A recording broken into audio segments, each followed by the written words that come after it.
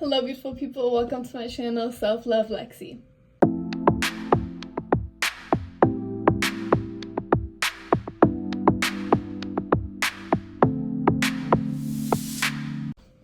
If you're here today, you are most likely going through a breakup or somebody you love is going through a breakup. I would like to start this video off by saying your emotions are valid. What you're feeling and what you're going through is valid, and to respect that. When we lose somebody that we once loved, we are grieving in so many ways, and everybody grieves differently. It's like you are grieving the death of somebody who is still in existence, who's still in the world, just not in your world. It's not only the death of a presence that you grieve. When we're in relationships, we tend to plan our future together. The marriage, the children you're gonna have, the places you're gonna go. And so you are also grieving those future experiences that you planned out with the person. You are not the only thing that takes a hit. Your nervous system must regulate to this as well. You go from talking to somebody every day, telling them your achievements, going to them for reassurance, when you're sad, when you're emotional, when you need help, and all of a sudden that person is not there anymore. So there's so many aspects to this. There's so many ways that you take a hit when you are going through a breakup. Whether you ended it or the other person ended it, it doesn't matter. My first tip is to feel it. I feel like in this society, we are very programmed to keep going, keep pushing, move on. And there's a lot of advice out there that's telling you, move on with another person, distract yourself, go to the club, distract yourself. But in reality, when you actually do that, you feel empty inside. Your body is grieving. Your mind is grieving. Going to the next person is not fair to you, and it's not fair to that person either. Anyways, that's the next note, but feel it. Feel this process. And when I say process, I mean it's a process. One day you might feel so happy and incredible and free, and the next day you might feel depressed and lonely, miserable, and you miss them. The next day you're gonna feel angry, and it's not a slow process. It's up and down.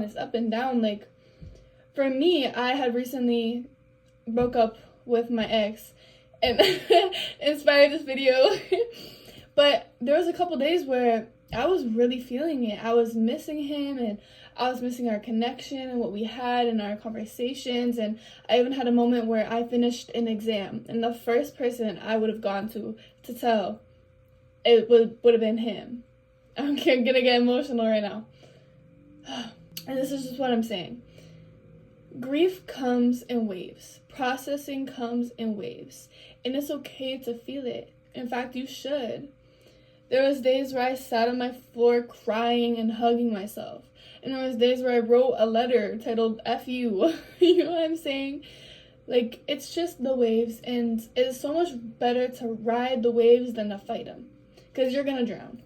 Feel it. If you need to cry, cry. There's no point in storing these emotions because they're going to come out one way or another. Might as well just let yourself feel the emotions.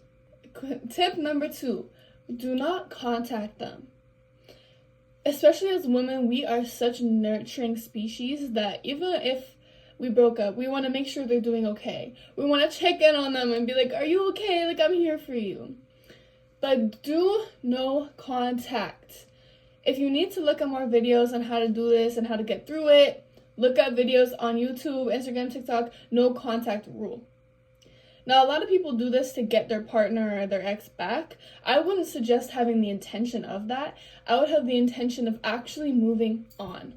So for me, I actually am studying the no contact rule recently because when we had broken up, I had dropped he had come to pick up his stuff, like his shirts and all that stuff, And so after that moment, that is when the no contact actually started. This means do not check their social media. This means not texting them, checking in on them. We are doing none of that. We are focusing our energy on ourselves. We are healing ourselves. In relationships and breakups, you can take them one way. You can look at them as like, oh my gosh, I'm never getting into a relationship again, I'm closing off my heart. Or you can look at it in a way as, wow, I learned a lot of lessons about myself and what I want in a future partner. And I learned that I can keep my heart open because I know there's someone out there for me.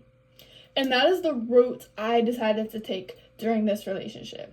Past relationships, my way of doing it would have been moving on right away. And I mean right away.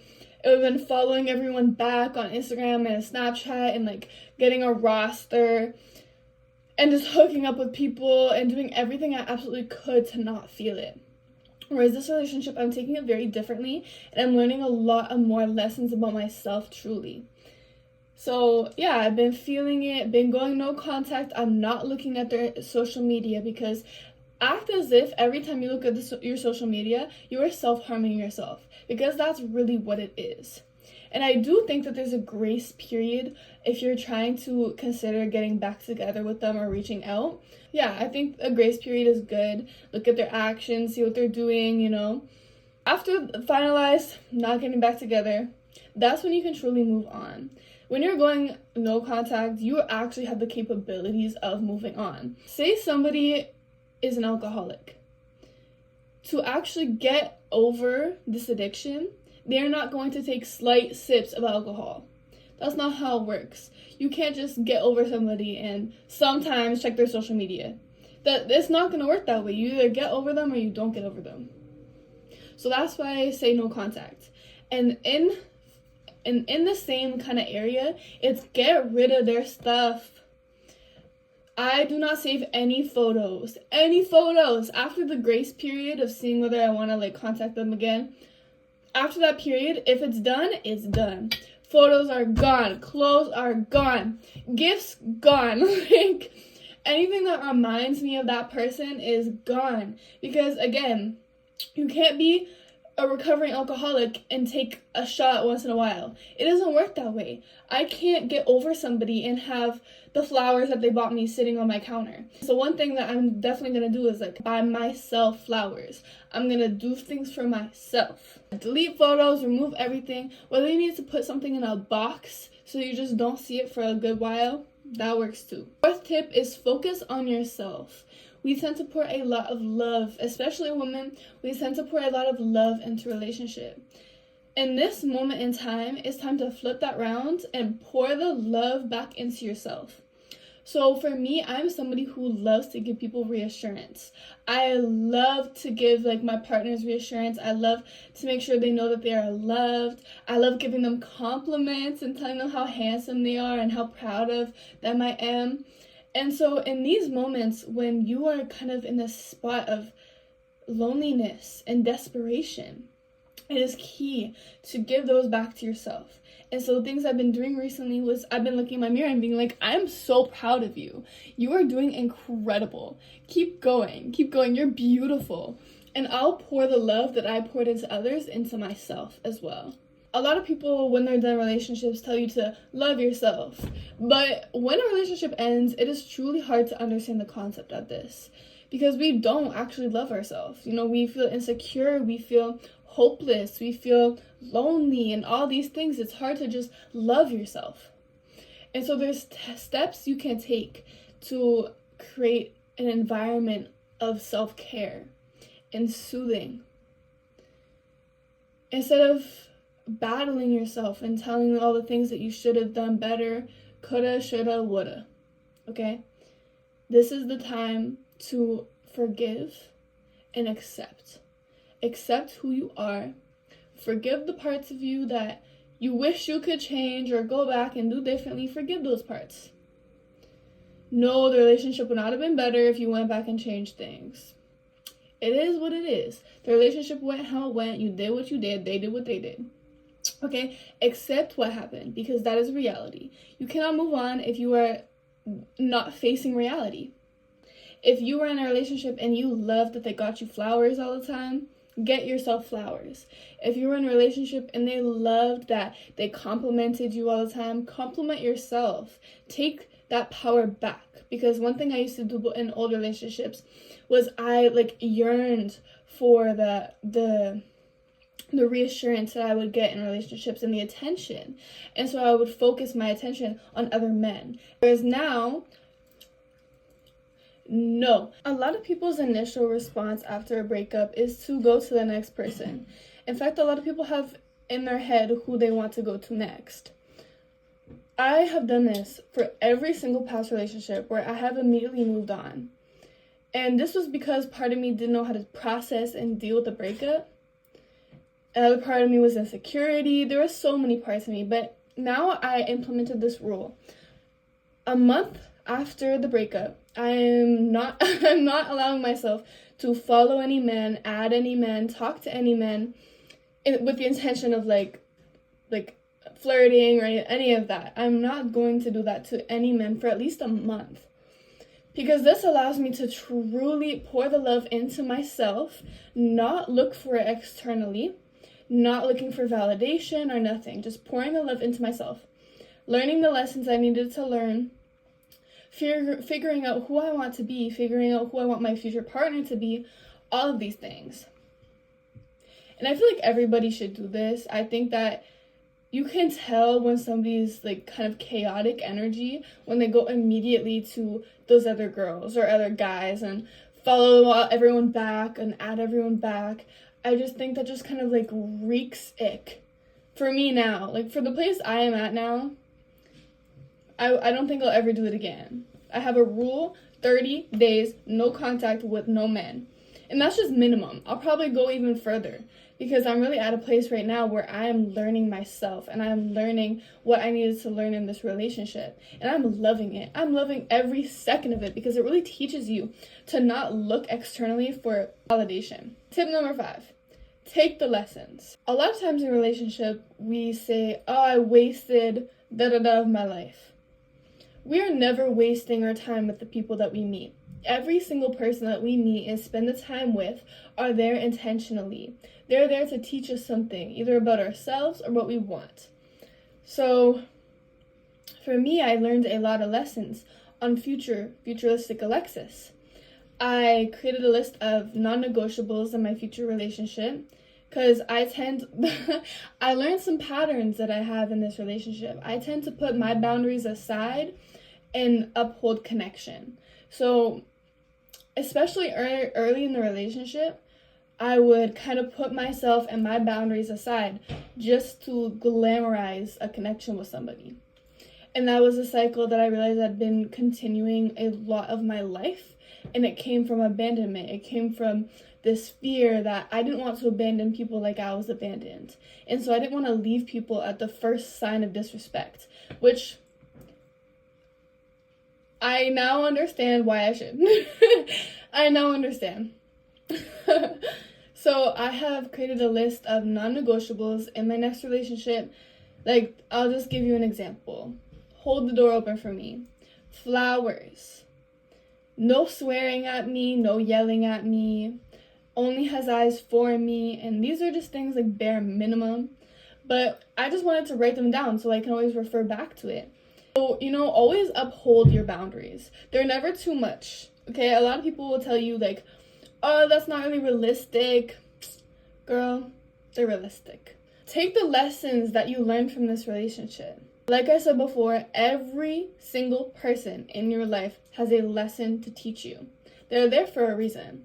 I don't believe in right person, wrong time because I believe in divine timing. I believe that everything happens in divine timing. So that means essentially everything happens at the perfect timing, So knowing that I was in a relationship with this man at the perfect time, I learned the perfect lessons about myself and what I want in a future partner, all of these things.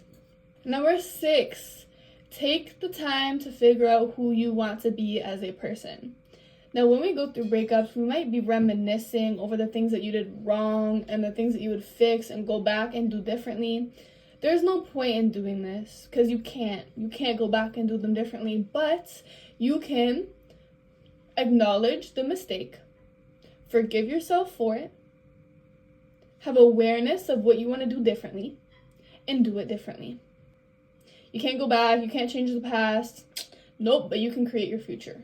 For me, this looked like figuring out what you want to be. In my most recent relationship, I felt so insecure because of things that had happened in the relationship. Where if you know me normally, you know me as like the most confident. I see other people's beauty as my own. I'm not comparing myself to anybody. And so being in a relationship where I legitimately felt insecure to be around like anybody else, it was just not me. It was not who I am. It was bringing up the worst parts of me, the most untrusting, the most insecure, the most like all these things. And so I now know what had caused that in the relationship, and I know who I don't want to be. I do not want to be that version of myself ever again. I have been the most insecure, untrusting person, and that's also not good to be in a relationship with. That's like so draining. And I've also been the most confident, self-loving, reassurance, like myself, self-validating person. And so now I know how I feel in the different things and what causes those different emotions in me. There was a lot of cycles that repeated in this relationship that I am aware of and I am currently breaking. Figure out who you want to be. And that's how you do it. Become aware of who you were, who you don't want to be, and change it into who you want to be. You can also take time to figure out what you want in a future relationship. So this is where my list of non-negotiables come in. I'm writing down specifically what I want and what I don't want, and I am not breaking those, hence non-negotiables. Those are boundaries that I have set in a relationship. And if somebody is not living up to those standards, that's okay. You are just not mine. I do not want you. And I'm also setting expectations and standards for myself. At the end of the day, each relationship is teaching you to come back to yourself. And one thing that me and my therapist were talking about was the illusion of, oh my gosh, what's it called? The illusion of potential.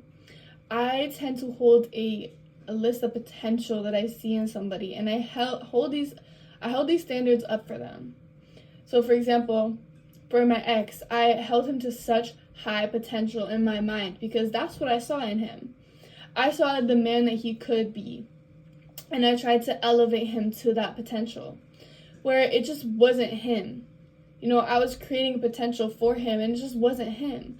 And so instead of letting him be who he is and showing me who he is, I was holding him, and I was blinded by his actions and holding him to a potential of what I wanted him to be. A lot of us do this. A lot of us hold our friends, our families, ourselves to this unrealistic potential. But instead, you can turn that onto you. Oh, I like that. I see my potential, therefore I see the potential in others, and I try to bring their potential, but turn that on you. Look at the potential you hold and that you bring to the table and try to elevate your potential. Bring yourself up to the potential that you see. I hope this video helped you. I just kind of made it because this is the things that I would have loved to hear as my younger version of myself and the lessons that I'm learning recently. And so I hope you take something away from this, and I hope you enjoyed this video. Mwah.